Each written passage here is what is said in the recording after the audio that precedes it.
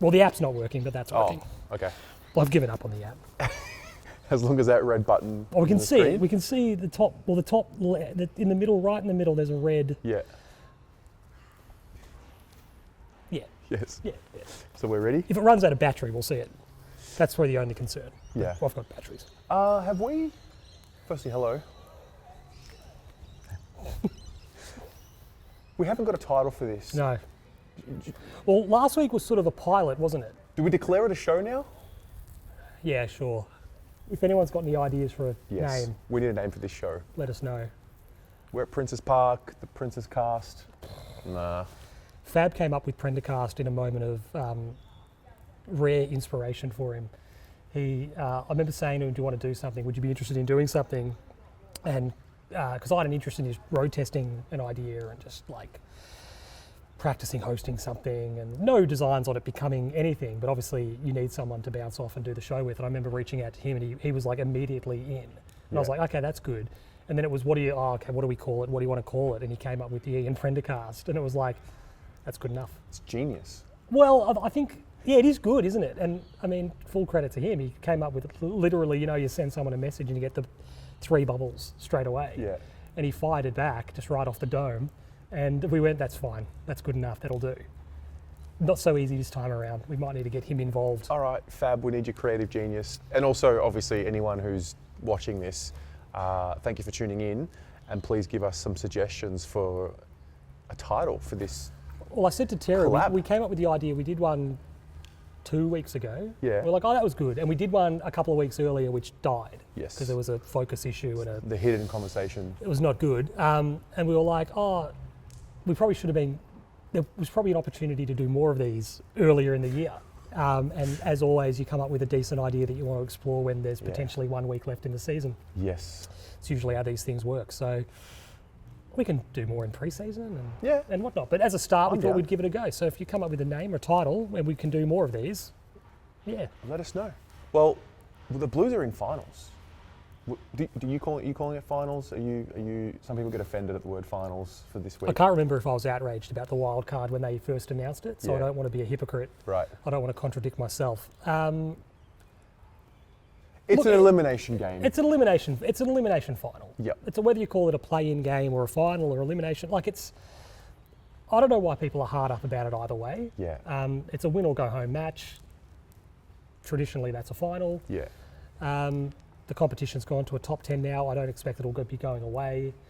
So look, for me, it's a big game. We're playing a team that's had a fantastic season. Yeah. We have, over the last 2-3 months, been one of, if not the form teams of the competition. Yeah. I can't remember if it was a Joey Montagna who'd actually hit the nail on the head regarding the wildcard idea, and he basically said, in the end, Carlton qualifying for the wildcard sort of justifies the wildcard because for the last 12 weeks, they've been one of, if not the best team in the comp, best performed. Yeah. So he said, we haven't, the record says we've won 12 games, drawn 1, lost 9. Lost 9. 9. 12 and a half. And you sort of go, okay, well, on the surface, that's not an outstanding record, but we are 11-1 and 2. Well, there's always that team at the end of a year who finds some form. It's a bit hot. And you're like, I just wonder if the season had dragged on a little bit more. We are that team. So with that in mind, the wildcard is what it is. The season now is what it is. We've found ourselves in this game. We've won our way into this game off our own bat, by winning 11 games in the last 3 months of the season. So it's not like we've fallen in or held on or just, white-knuckled our way in. It is an elimination game. It is win or go home. So, look, as I said, I can't remember what I said when they first announced the wildcard. I don't know if I was for or against it. There will be cases in the future, I think, where the 9th or 10th place teams are they sub 500 teams? Yeah. Have they really limped their way in? On the balance of a season, looking at our record, it's not absolutely outstanding, but what we've done to win our way in is. So I think we deserved our place. Were you around with a memory of when it went from 6 to 8? No, I can't. Because I sense it's something like that. I think I would have been I think I would have been alive, but from my longest memory is the top 8. Yeah. And back in the old days of 1v8, 2v7. Oh, you remember that? Back in those days. So like 95, for instance, we won the minor premiership and played the 8th place Bears. Okay. So they gave us a really big scare as well. But so I remember a top 8. And correct me if I'm wrong, I don't have vivid memories of the season and how it played out sort of thing. Grand final day, unfortunately, I do. But I think 93 was a top 6. Okay. So 94 would have been the first year with an 8. And I remember like Geelong actually, a little bit like us in 93, I think the story, they had a really good end to the year, but had given themselves too much to do and missed out. Right. And obviously had been beaten grand finalists in 92, would be beaten grand finalists in 94 and 5. But they just had a slow start, couldn't get their shit together, miss out, but were one of the better teams in the competition. Yep. So I think, I don't know if we said it a couple of weeks ago when we chatted, I know I've said it a few times, the wild card, the big benefit is ultimately now the aim is to finish in the 6. Yeah. The 4 as well, clearly. Yeah. But the sort of, the bar has been raised to, you want to finish in the 6 to get the week off. Yeah. And then from our perspective now, it's, well, we've got to win an extra game to get into that 8. Yeah. So, well, I'm just curious as to, I'm sure there will be people watching this that can maybe remember, was there a sense of, oh, this is just rewarding mediocrity when we went from 6 to 8, or when we went from 4 to 6? For me, in 20 years' time, we will just look at this as finals. It's just the first year of it. And so, yeah, I always felt that, like most things, when you first introduce it, there's a bit of pushback, but people latch onto it eventually. Although, having said that, AFLX, that didn't happen. That was a 1-year thing, and that went away pretty quickly. I was open-minded about AFLX. I understood what they were trying to do. It was beneficial for the screens, for people that were watching like a... I think it'd be good fun to play with your mates. Yeah, and teach people the game. Teach people the game. Obviously, northern states, you don't have to find big ovals to play on. You can play on soccer pitches. I understand the rationale. Yeah. I also like the, I remember the silver footy. Yeah. Which, I don't know, was this niche, quirky thing. But look, I think ultimately we go to a 10, Tassie are coming in, which take us to 19 teams. We're going to go to 20. If people want to be this way inclined, the finals are still ostensibly a top 8. Yeah. You're just asking 4 teams fight it out in one extra game to qualify. Yeah. Anyway, Saturday night, 7:35 MCG, the Carlton Ruckus again. Have you seen the D's campaign? It makes sense because we are both predominantly Navy. Yep. So from their perspective, they want to create, and that's one of the great things about big finals at the MCG is you get the bays delineated by colour. Yeah. So if there's a what's a hypothetical, like a really good jumper clash is like Sydney and North Melbourne, for instance. Yeah.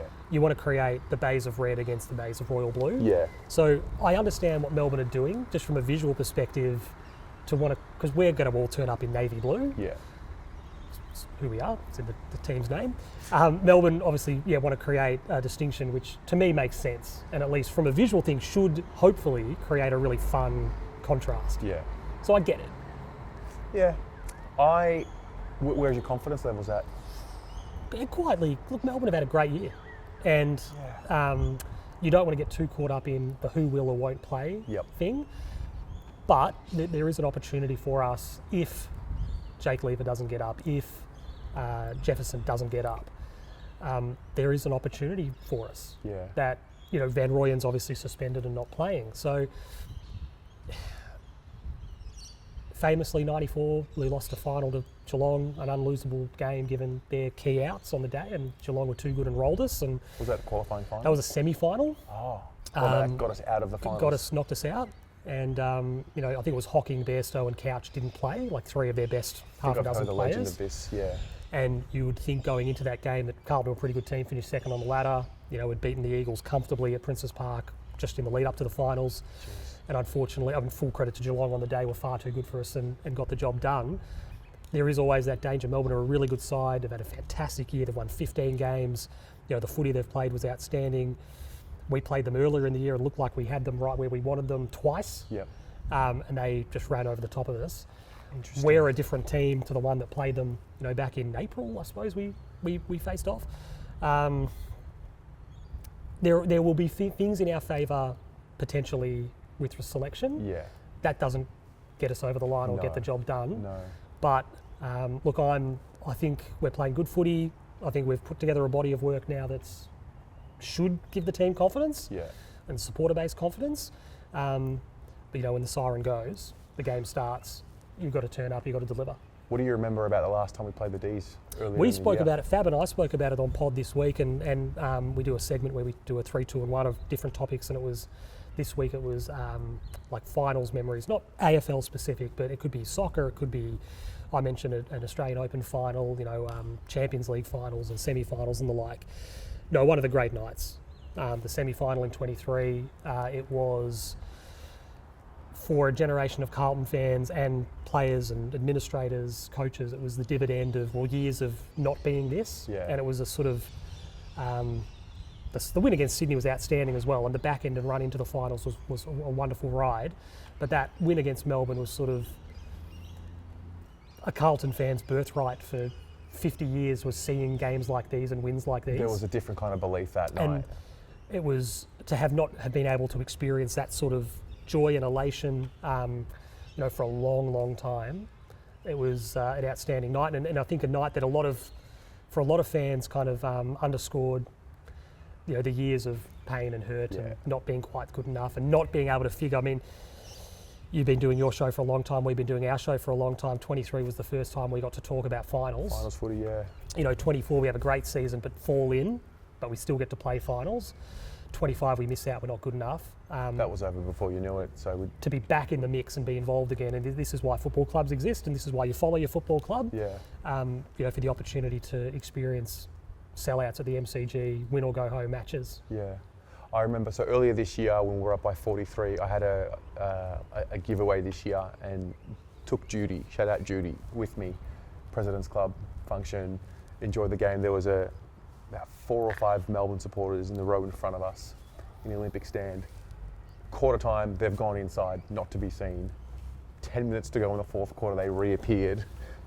It's like a reverse smoke bomb. Yeah, it's like, where have you been? Like, it doesn't matter where we've been, it matters we're here now. So, yeah, I sense, I mean, I'm going to chat with Kate and McDonald later in the year, but I do sense, I mean, I was talking about it with him yesterday. Before a rivalry becomes a rivalry and before teams play off in a granny, you sort of have these little meetings along the timeline. It's the end of 22. We've had a very interesting run with them. They put a bit of a spanner in the spokes of our season. You know, Cosy Pickett kicks the great goal to snatch defeat. Yep. Snatch for them. They snatched victory from us. I remember that. You know, Caleb Marchbank has the spoil, did he not, on the line. Yep. In 23. I think that was late in 23. Was that 24? No, that was 20. That was 23, I think. Might have been the first time we played them. And then obviously the final is what it is, and then we have the game earlier this year. Yeah, absolutely. There you have to signpost have to signpost moments and victories or losses along the way. Yeah. Like for me, and your viewers will recollect this. You know, 94 they beat us in a big final, which was shocking. 2000 they beat us in a qualifying final, which is one of the worst days I've had at the footy. Oh really? What happened there? We were a better team than them and just fell apart a little bit, didn't take our chances, were very, very wasteful in front of goal, and then Brad Green and Cam Bruce and a few others did some damage late in the game to run over the top of us, and just an awful day at the footy, you know, and things. We recovered and we ended up playing Essendon in a prelim, and we weren't ultimately good enough. We beat Brisbane in a semi-final, but I think, you know, Cooter had gone down and didn't come back. Braddles had done a hamstring. Sauce tears his hamstring off the bone against Brisbane. Shit. So we run into Essendon just down on bodies. But it's a consequence ultimately of that Melbourne loss in the qualifying final, where we just weren't good enough on the day. Yeah. We should have been. We were a better team. Well, that's the whole thing with finals. An injury or You'd say execution. They'd say the same thing about the semi-final. Yeah, for 100%. sure. 9 goals, 17. They kicked that night. You know, they had the opportunities to put us away. You know, Cosy, I think, hits the post.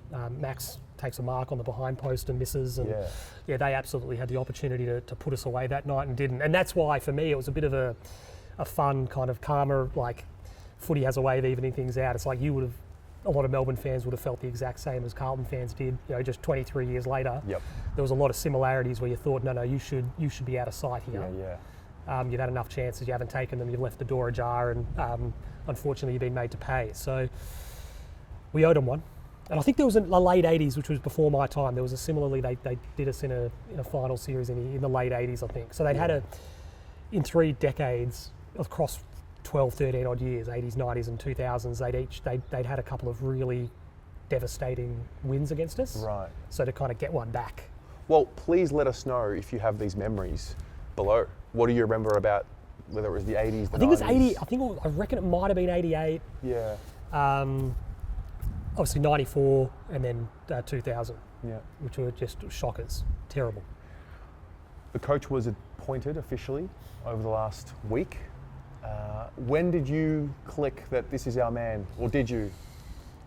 I was very fluid and just like let it happen as it happens, but did you ever get confidence? One of our listeners actually tweeted us, Sam tweeted us an excerpt of Fab and I had done a Patreon special when Voss resigned. Right. That day we did a little State of the Union, what do we think, lay of the land type thing.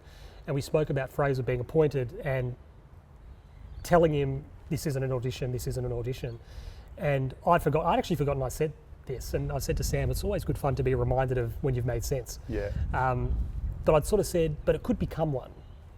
Like, tell him that, make all the right noises that it's not, but be open-minded that if there's a world in which he goes on a bit of a run and takes us on a ride and does a good job, then he should be in the mix. And the Bulldogs first off the bat was really good. I think it was at Port Adelaide and then Geelong. Port Adelaide away, yeah. And there were just little moments where you thought, okay, this is better, and we're winning games of football, which is great. The biggest thing for me was, and again, I might have mentioned this when we last chatted, I watched the Geelong game, just put it on in the background whilst I was doing some odds and ends, and great win, played really, really well against a very good team. And you thought, okay, that's really encouraging. But the takeaway watching it 9 weeks later was, the evolution from then to now has been stark. Yep. It hasn't been completely smooth, but there's been moments where you thought, you'd watch the Geelong game and you go, there's trace elements of DNA of what they're doing now. Yeah. So the encouraging thing for me was I saw more evolution in 3 months than I had in the previous 3 years. Yeah. Rough edges being smoothed off, a game style being found, confidence in the players. It probably, I can't remember a game, because look, we had some close calls against a Richmond and an Essendon, who, again, for people who listen to our show, no disrespect to those teams they're battling at the moment. We've been exactly where they are this season, let alone in the last 10 years. We're a struggling team. But Geelong, Brisbane's a great example, even Freo on the weekend. When teams have let us play football, Richmond and Essendon were more interested in stifling, controlling, choking things up. The Bulldogs, to an extent as well, played really well in that regard. Styles make matchups. Styles make fights. Yep. And Richmond and Essendon were really keen, as we have been in the past when we've been a lesser team, and by no means we're not saying we're an outstanding top 4 football team. But I remember the Bolton days we were doing exactly this. But when we've been an inferior team, it's how long can we stay in the game? Can we get it to 3/4 time, and can we turn it into a 30-minute sprint to the finish? Can we maybe pinch something? When teams have let us play football, the results have been really encouraging. Yeah. Brisbane, like I said, Geelong's a great example, Freo even on the weekend. So there were just signposts along the way where you thought, what we're doing is becoming real. And it gets to the point where on the show, I kept on asking the guys week after week, I was like, we've got to talk about the coach. And it's getting to the point where it's decision time. No, it was overwhelming. And it's like, do you go with the known, the unknown, of a Kelly and Enright, the Jamie Graham, highly thought of, highly credentialed assistants? Well, none of them are senior coached. Yeah. Do you think it adds more context? Because I think early in the season, especially once Voss resigned, there was a bit of like, why didn't you just do it back in the last year? Did you waste time? Do you think, knowing what we know now, there's more context? Because I think Fraser was appointed end of the season last year, I think before trade period, might be wrong on that. Whatever, before or after trade period. I don't know if Graham Wright in the back of his mind is thinking he's ready to coach soon, or one day he'll be ready to coach.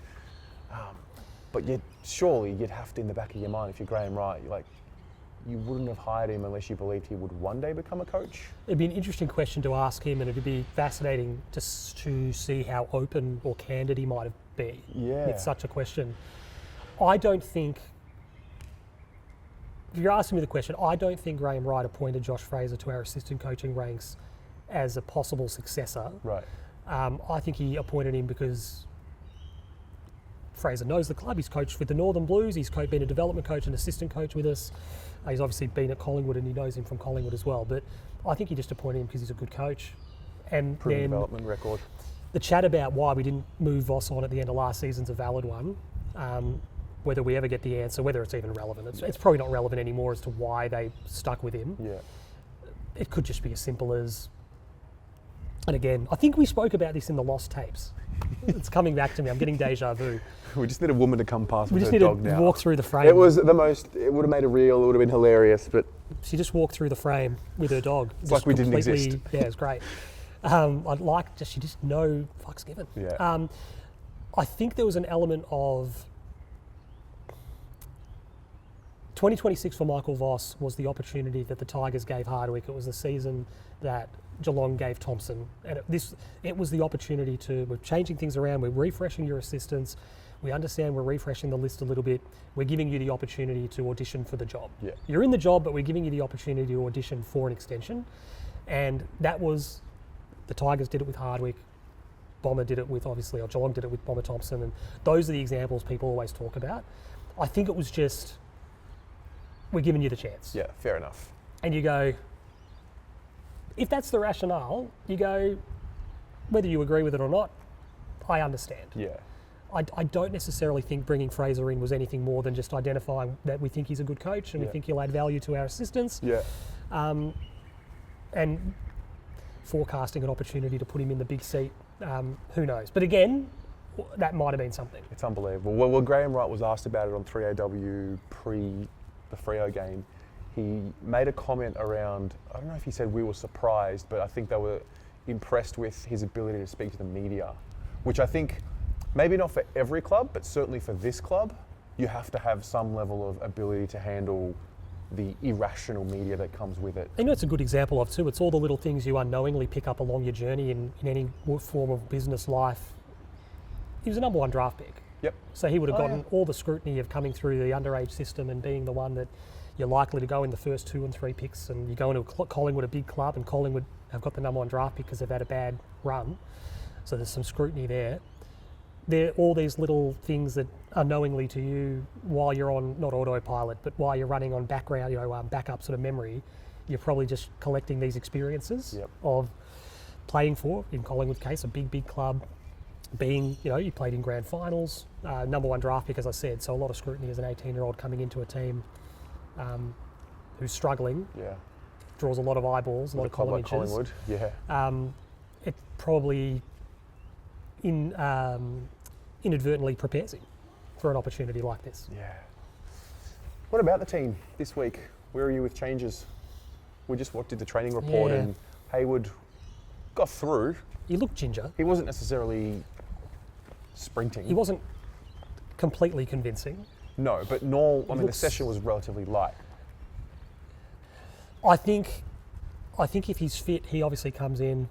Is it just a last money in, first money out? Is it for an ollie? That would make sense, just positionally and whatnot. And the big one for me is, and I know you've touched on in the training report, is it Lewis Young or Wade Dirksen? It's awfully hard on whoever misses out. Yes. It would be harder on Dirksen given he's played more footy. I just, for whatever reason, instinctively, I am leaning towards Lewis. I think just from a flexibility point of view... Dropping Lewis? Playing Lewis. Oh, playing Lewis. I just think from a flexibility point of view, can play chop out ruck, can throw him forward, can put him back, can release Wiedering. If needed late in the game, can be a marking option ahead of or behind the ball. Yeah. Like I said, if you're throwing him behind the ball, that allows Wiedering to zone off and read the play and intercept. I just think he gives us a few more levers. I'd be totally comfortable if they go with Dirksen. Totally comfortable if they go with him. He's had a really strong year for us and been a big win. He probably doesn't play behind the ball if he stays, though. So this is the question. Yeah. Because Haynes will come in for one of them. So that's the question. And I just think that that's something else in Lewis's favour. And you know what else it allows us to do? It allows us to keep Harry deep. Yeah. If indeed a Jake Lever doesn't get up, it does allow us to stretch them with a quality forward and just keep Harry forward and chop out ruck Lewis. Yeah. I saw something earlier this morning that they're considering bringing in Jack Viney. I don't know if that's just talk. Has he played at all? No, he hasn't. Yeah. But time permitting, will go down to Gosh's paddock on Thursday and put on the disguise. Do you think I buy like a Melbourne beanie, like a D's beanie, and just go like, yeah, go boys? It won't be like the old days here. Who did we throw out? Was it Chris Newman? We threw out a Richmond spy. They came down before the 2013 final. We threw someone out. They snuck in or found a way in, and they were spying on the session. I always find it funny. Like when we had Nick Moleshouse, it was the same thing. He coached at Collingwood. Melbourne are the same. They train on the busiest road in Melbourne. Yeah. You know, Richmond train on when they're at Punt Road, or obviously at Punt Road. They don't have the luxury of being able to shut the doors and train behind closed doors. And if you're a good team, it doesn't bother you. But Viney's an interesting one. Hasn't played. You know, he'd be rusty. He'd be scratchy. It's their Doc moment. And look, to be fair, I had misgivings about that, and in the end, Doc was fine. Yeah. He got through the game and he contributed, and he was fine on the night. And you know, Jack Viney's played a lot of senior football, premiership player, so he's got the experience. But it is a big call to play a guy who has missed that much. An entire season of football. Just from a synergy perspective. I don't know how true it is, or if it's a real conversation, if it's maybe something to throw us off. But that's going to be fun. Saturday's just going to be fun. To have that atmosphere again. You can call it not a final if you want, but it'll be a finals crowd. It'll be a finals roar. It's like we said, it's not quite September, but you exist as a footy club to qualify to play in these big games and to put yourself into the position to play these big games. And what a fantastic opportunity for the shame of Matty Carroll being injured, but what a fantastic opportunity for Jagger and Harry Dean and Billy Wilson, and who will Jagger having a Rising Star award confirmed by the time you're watching this potentially. It's a no-brainer. Yeah. I mean, and Terry, we spoke in the cafe, whilst putting the training report together, and said ultimately from a Jagger Smith perspective, this is a young guy who the AFLCA award votes go in camera, which doesn't really make sense from a phrase perspective. They just take them offline as of like 3 weeks ago, I think. 2 or 3 weeks, yeah. Which in this case is a bit of an anticlimax because Nick Dacos has got it. I think he actually had sewn it up like for a couple of weeks out. But just it'll be fascinating when the final votes are published for the last couple of weeks, because when we last saw them, Jagger had 52-ish, I think he was low 50s. There's every chance in the last couple of weeks he's gotten 20 more, 15 more, gotten himself to between 65 or 70. He might be, and the conversation long-winded I'm getting to is, should he be in the All-Australian squad?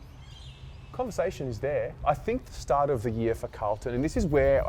But you think about it, as a debutant, he's going to end up with 65, 67, 70 AFLCA votes. Yeah, but whether we like it or not, and sometimes people push back and say, don't worry about what the mainstream are saying, the reality is they make the narrative and the selectors buy into it. So I think a lot of Carlton was just generally discounted after the first 9 games, which, okay, fair enough. People didn't want to look at the fact that we were playing pretty well for good portions of those games. But I think a lot of Carlton just got written off because of the way we started. And the victim of that, probably more so than Jagger, based on the season he's had, is probably Walsh. Yeah. Walsh, I think, had played well enough to be recognised with a spot in the squad. Definitely. And particularly, I mean, you have to recognise the season is in totality. Yeah. But like his back half of the year has been exemplary. Yeah. He's been in superb form, and it looked like Cripper was strolling to another best and fairest. And based on the last 6 and 7 weeks, I think Walsh is going to run him awfully close. So I think Jaggers, for me, is a dead cert for the Rising Star. He deserves it. He's been absolutely magnificent. He's put together the kind of debut season that Mark Murphy threatened to all those years ago before getting injured. He's been as well performed as any first-year player has been in the history of the game. Well, I was about to ask you from the Carlton perspective. I'll ask you as well. So I remember Murphy's first year. I remember Walsh's first year. We've just watched Jagger's first proper year of footy. Is there a better first year of footy for a Carlton player, midfielder? And look, Jagger has been somewhat assisted in playing the good footy by virtue of the team being, relatively speaking, stronger than the teams that Murph walked into and obviously Walshy walked into. Fair. Because we traded up to get the pick for Jagger. We didn't get it with a natural selection by finishing in the bottom 2 and 3. So I think once the team got motoring and once the team was started to play some better football, Walshy walked into a midfield which had Cripper, but Murph was ageing and was still contributing for us, but he wasn't he wasn't his the player that he had been. Point. He was physically cooked. Poor old Murph. Yeah. But Murph walked into a team that didn't have Judd yet. We had like an Andy Carrazzo was a really good try. Nick Stevens was at the footy club. Houlihan was there. But Rats had gone, and Campo I think had gone that year, or maybe one more year. I think Cooter might have had maybe Cooter had one a couple more years in him. Yeah. He wrapped up at the end of 2007. Yeah. So Murph was sort of given the keys at 18. Yeah. Walsh, not to that extent, but similar. Whereas Jagger has had the great fortune of having Walsh, having Cripper, having George, having Adam Cherry in there, having even a Blake Acres as a big body to help him out. So I think, I'm not saying it's been easier as such, but there's been probably less importance put on, mate. We actually kind of need you to be the guy that's really kind of propelling us forward here. Even though he is kind of doing the future. That, but we sort of, we get it that you're a first year player, but we kind of need you to be a fifth year player. Yeah. But the benefit of having that support around him has been he can more naturally play his game. Yeah. He's been absolutely outstanding, and particularly since being injected in the midfield, having done some odds and ends roles in the first part of the year. That's not to discount Harry Dean, who's had a marvellous season. Absolutely. And if the arguably a harder position with no support from Jacob Wiedering, who had been injured, and that adds to his claims. And I would hope, if they have any sense whatsoever, and this is the really exciting thing for the footy club, is they should one to it. Yeah. If the awards, mate, Taylor Byrne could be top 10. If the awards on the level, they should one to it. And for us, absolutely wrapped. Taylor Byrne got his nod a couple of weeks ago, and then even more thrilled for Billy Wilson, who's been made to wait to do a lot of hard work. Yeah. As you said maybe the other week, there's the residual. Was last week his best performance? No, it wasn't. Of all of his good ones, it was pretty good, but I think it just got to the point where we're like, the body of work. We've missed out on giving him a nomination. And I've said it. People might have heard me say this in the past. Why the Rising Star isn't just given out to 2 or 3 players a week, every week, who cares? If there's one standout, give it to one player. If there's 3, give it to 3. Why do we even need a nomination? Just of all the players who are under... I get from the point of view of Telstra, and it used to be NAB, obviously getting their money's worth of the stickers up and all that. But say for our perspective, there was a bit of talk in the Tiger community that Taj Houghton, it was his last game of eligibility this year. Right. Having debuted last year but not played 10 games, he was eligible to get a nod this year. And he had a good performance on the weekend down at Geelong. Just nominate both of them. Yep. What difference does it make? Yeah. Tiger fans and their players and their team get the leg up. Telstra get the exposure on their channels. Billy Wilson gets the exposure on ours and their brand. Just if there's a couple guys, nominate them. And if you end up with 40 nominees, who cares? Well, I know we're a bit off topic, but... No, I mean, if you look at the state of Carlton and zoom out again, 2016, did we have 5 nominations? Yeah, was it...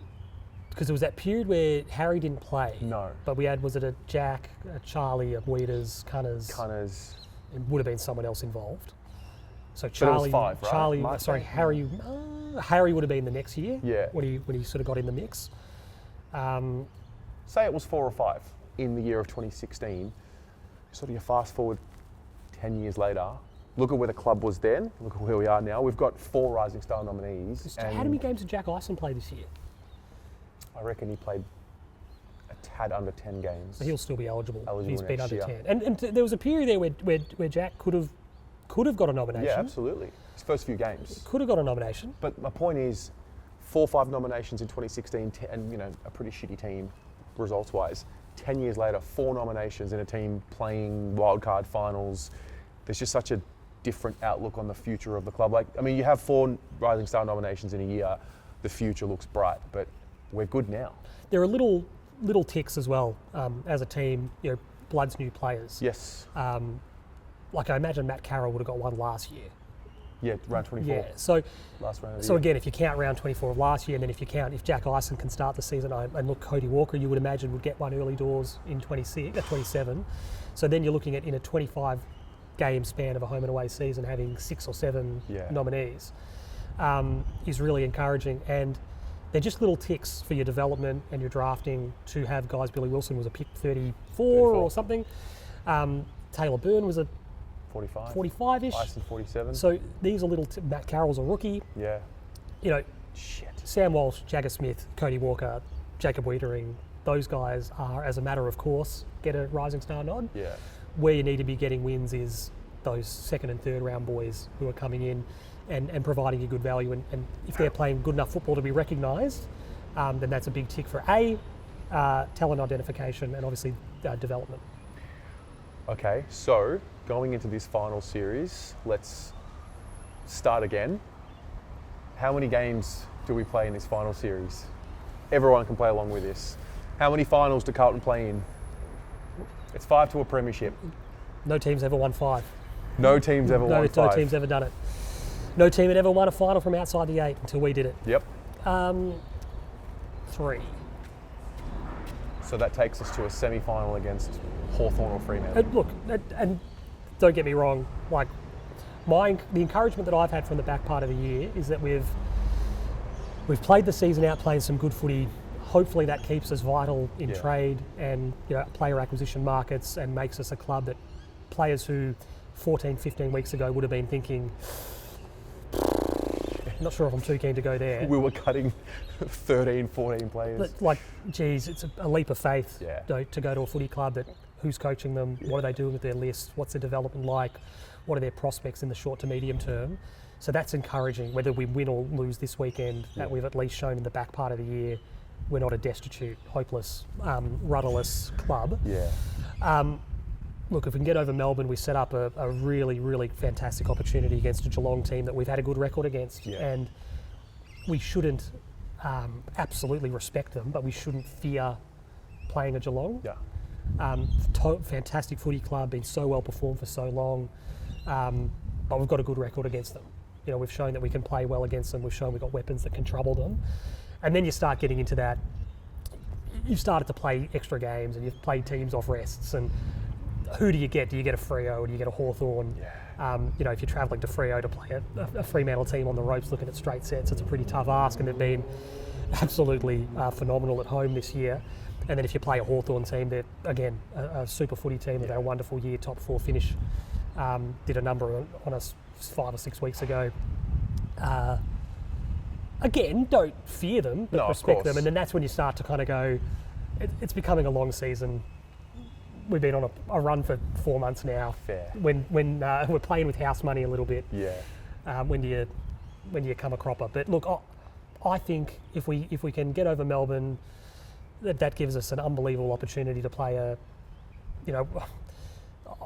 I remember running into, many years ago, Robbie Warnock at Chadstone. Oh, the great man. The great man. Big left. And should have not taken that kick against Geelong. He was in no condition to take that kick. Why would he take that kick? But I remember talking to him, and it had to have been 2012. Yeah. Because I remember saying, the finals, we come undone against West Coast over in Perth, and had we won that, we would have played Geelong at the G, who we had a decent record against at the MCG. Yeah, maybe. No, so we beat them the year before on Easter Monday, and had an unbelievable win against them. Chrissy Aaron kicked one of my favourite Carlton goals from the arc. Yeah. Unbelievable kick. And Robbie said what we just said. He goes, fantastic team, really good team, totally respect them, like absolutely. He goes, the group would have loved a crack at them on the G in a big final. Because at that time we tended to play them at Marvel. Yes. And whenever we got them on the MCG, we gave them some grief. So the same thing again, history repeating themselves. Do you get a crack at them on the MCG? And if we beat Melbourne, we may roll out against Geelong and lose comfortably. Yeah. They've had a week off, they're totally refreshed, they're ready to go, and they get a hold of us. But it's just an opportunity, big club, big fan base, huge occasion. There's just something about playing finals at the MCG that I've learnt has to happen for us. We've got to try and find a way, and this will be for next year and onwards. You've got to get into the top 4. You've got to get the advantage because the MCG is a place where we just can do our best work. Particularly at the moment when there are so many strong interstate teams who are cleaning up at home. Yep. They're winning the right to host home finals. So if you can play, Brisbane, Sydney, Freo, Adelaide, they're putting themselves in the mix to finish in the top 6 and in the top 4. So if you can wedge yourself in between them and play them at home, as opposed to have to travel. We spoke on the show the other week where the last time we got knocked out in Melbourne was 25 years ago. We haven't played a lot of final series in that time, True. But it is relevant. 100%. If you get these teams and set yourself up to play, we've had good wins against reasonable interstate teams at the MCG, going back many, many years now, so long that it's irrelevant given the teams and the different squads. But, we beat a decent Adelaide team in 99 at the G. We beat was it West Coast? 2001 we beat a good Adelaide team, like at the G. Sydney, obviously, we got them in the elimination final, a couple of years ago, and they'd come off a grand final the year before and would play in a grand final again and be there or thereabouts, time and again. So you've got to win the right to host games at the G. That means you've got to win lots of footy, and just give yourself that great opportunity. Sleep in your own bed, have your own fans. Yeah. Well, we haven't travelled since... What was that last interstate game? GWS? GWS? Yeah, been in Melbourne ever since. Yeah. Which the prospect of being in Melbourne was not a good one earlier in the year. So I've got a brand new fan. He's a Hawthorn supporter, and he's never been in the comment section. All of a sudden he pipes up every week over the last month or so. What I've come to learn, like, he's a big Hawthorn man, and he's just reminding me that premiership since 1980 or something like that. Like, he skews the timeline for the Hawthorn, and Hawthorn have been great, no question. Outstanding. They almost merged as well. They almost folded. And Don Scott deciding to stay at home away from not existing anymore, but that's fine. And it was funny because this morning, like, he piped up again on the fan cams. He's gone back and he's like reminded everyone, hey, Hawthorn this, and I'm like, mate, the projection's coming out. Anyway, I started scratching the itch, and it came out that Carlton had terrorised him back in the day, and all of a sudden it's starting to come out. And it's the first time I've seen such behaviour from Hawthorn supporters. So one to keep an eye on. The thing that we've got, and if we were to win through and play a Hawthorn in a semi-final, assuming that Freo take care of them in a qualifying final, and Hawthorn are every opportunity to go over to Freo and give them a scare and get the win. I want to win. I want us to win every game we play. Yeah. I want us to go on the most ridiculous run to the premiership the competition has ever seen. Yeah. Is that going to happen? You go, well, probably not. Yeah, the odds are against us. But there is an element of, and we should own this, and we should own the opportunity that's in front of us. If we get over Melbourne, there is an opportunity to play with house money for a couple of weeks. Yeah.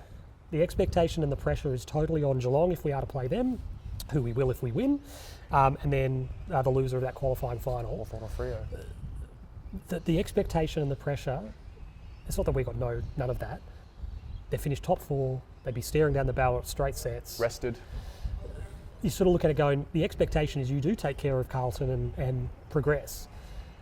We should absolutely embrace the opportunity to be party poopers, to spoil that, to knock a team out. Absolutely. I spoke about that Geelong, the semi-final way back when, 94, and they relished and embraced the opportunity to send us home in straight sets. They, and in an improbable, unforeseen upset, and they were good enough and steeled themselves to get the job done, and that's the opportunity that exists if we are to remain in the season. All right, and then last one. Who is the player you're most keen to watch for the Blues that you think will relish the finals? Basically, Ben Ainsworth. Benny fucking Ainsworth. I just think he's been a really great story for us. Get squeezed out of Gold Coast. I'm sure if Gold Coast had the option, they were bringing guys in, they needed assets. Bailey Humphrey was playing in the role. They needed to move a few things on to make a little bit of space for a Petrarca, and they'd obviously brought in a Rioli previously, and they were reconsolidating things a little bit. And Ainsworth was probably on a slightly better contract than Gold Coast would have liked him to have been on. We had an opportunity, given our outgoings, to take that money, I suppose, given De Koning, Silvani, Curnow move on. I use the word again, opportunity. There was an opportunity for us to bring a guy in who was squeezed out of another club, could come into our team and be plug and play in a role that we needed reinforcements in. I think more than anything, I think the character. Yeah. And I think he's got a little bit of strut, he's got a little bit of swagger. Sees the scoreboard, hits the scoreboard. He's one of those guys who, early in the season actually, I think against Melbourne, he had the flying shot at goal, which just drifted right to what would have been the right of screen. The goal he kicked against Freo on the weekend, the snap was outstanding, but the goal late on the run. The third one, where he sort of looked, assessed his options. Where you just think, give me one of those in a big moment on Saturday night. And then you'll turn to the crowd, and the crowd will reciprocate, and the energy between player and fan base. And he's not alone there. Will Hayward's absolutely, if he's to play, is that type of player to give us plenty. a guy who used to cop a lot of stick from sort of outside of Carlton circles was a Matty Owies. Yep. You know, the jumper tugs and there's the chief energy officer and whatnot. But Ainsworth is a better footballer than Matty Owies. Yeah. No disrespect to Owies. But the opportunity that presents for him to lift us, and for him to want that responsibility, and you cement yourself in the Carlton fans' memory, baby. And when we spoke about it, goals. well, we spoke about it earlier. I've said it a few times lately. Ainsworth's a really fascinating character for us in the sense of what does he represent for us. He might not know prospects that we're chasing or talking to, but just testimonially, he would be such a worthwhile guy to say. No disrespect to Gold Coast, but he goes to the Gold Coast as a pick 4 and he spends 10 years of his career and his life up on the Gold Coast and plays really good footy for them. Gets squeezed out, gets the opportunity to come down to Melbourne. What's the biggest crowd Ben Ainsworth would have played footy in front of? It would have been the final against Freo Probably, last year. That would have been the probably. biggest, yeah. And sorry if he's played in bigger games in the 10 years since. That Gold Coast may have played at a Marvel Stadium or an MCG. No, I asked him. I remember there you asking go, him earlier in the year. That was the biggest crowd he'd played in front of. And an elimination final, huge game. Well, he's going to play in front of 95,000 people on the weekend. And if we win, he's going to play in front of 95,000 people next week. And if it's Hawthorn, he's going to play in front of 95,000 the week after. And the thing is, if he kicks a goal, he gets a taste of 100%. that. I think for him, I think his personality it becomes a bit infectious. Yeah. He's tough. I mean, we saw him in the gym earlier, and I remarked to Terry, I was like, when you see him, you go, that's a professional footballer. Definitely an athlete. Like that's the way he presents and all that. But for me, he's such an exciting player to watch on this stage. Harry Dean's an obvious one. Get involved and what the crowd will give him back on the weekend if he can have a few one-on-one wins. Walshy back on the final stage at the MCG. Gary Ayres medalist a couple of years ago where he just lit up against Sydney and Melbourne. Do you know who's an interesting one? I don't recall Walshy's lead up to the 2023 finals, other than I remember he missed a bit of footy, and so he was a bit more fresh than what he would have been if he played the whole year. I think Wiedering's in a similar boat. Couple of games lead up, manage minutes against Freo, go into a final. I don't know if he's going to be getting as much attention because he's a backman and they don't wow the viewer as much, but being freed up as well and feeling maybe less. Is the word supported? Is he more supported now? Harry Dean's had a great year. Nick Haynes has had a great year. Whether it be Dirksen or Lewis Young, Ollie Florent, Lockie Cowan's had his best year at the level. Yeah. Well, the big thing for Wiedering has been trust with his teammates. That's just been lacking across the years. Confidence. Yep. Feeling like you maybe have to do it all or do too much. You're the number one pick. You're the vice captain. Matty Cottrell's a great prospect of bringing some lunacy and some energy on Saturday night if he gets the opportunity. He had a very good final against the Swans. He did. Kicked 2 goals in the first half. Kicked a really important goal, particularly sort of over his head. That was at the City end, I think. Yes. But that's a good one. I think there's some guys. Ainsworth for me is the obvious one, and I don't think I'm alone from a Carlton perspective. Was really sort of encouraged or excited is probably not the right word, but was really kind of happy with the acquisition. Yep. Because I did see an opportunity for him to give us something that we didn't have, both in terms of skill and character. Well, I think he had such a defined role at the Suns that didn't really expose his strengths. Well, he still kicked. I remember looking at it, and I think he played all but one game from last year and kicked basically a goal a game. Still kicked a goal a game. And was still, probably averaging in the mid-high teens possession-wise. But we've encouraged him to be more and showcase. We actually needed it. Charlie's gone. You add Ainsworth and Haywood into the forward line. It's like, okay, go on. We need you to. We don't need to put as much restriction on you with what you can do. Well, there was the great stats, obviously done the rounds. Everyone will have seen it. That first time since 2001, we've had 6 blokes kick 20 or more goals in a year. It's not Charlie and Harry or bust. And the benefit that you can see the benefit for Harry Mackay. Yeah. You can see that he doesn't feel the weight of the world. That he did. I think early in the year. Yeah. That it's sort of me or bust. Yeah. I've got to take every mark. I've got to kick 4 or 5. I've got to. That spreading of the load has made him more dangerous. Yeah. And I think has just taken a bit of a weight off his shoulders. Absolutely. And he's gone up on the ball and rucked and done some really good stuff for us. But I'm just trying to go through and rattle off. I mean, we're so excited to see. I think Florent has lifted in big and moments. look, the good thing about Hayward and Florent, they've played huge games. Played grannies. At the MCG. Yeah, they've gone all big the way. finals, grand finals, so they're not going to be worried about the occasion and the crowd. Yeah. Chera doesn't mind a big game. He's had a very, very good back half of the year, Ches. Yep. I just think, Nick Haynes has got the exposure. It didn't go so well for him when he's played a couple of big finals at the G from time to time. Yep. But he's got, Jagger, Harry Dean, Cowan, all put together outstanding campaigns.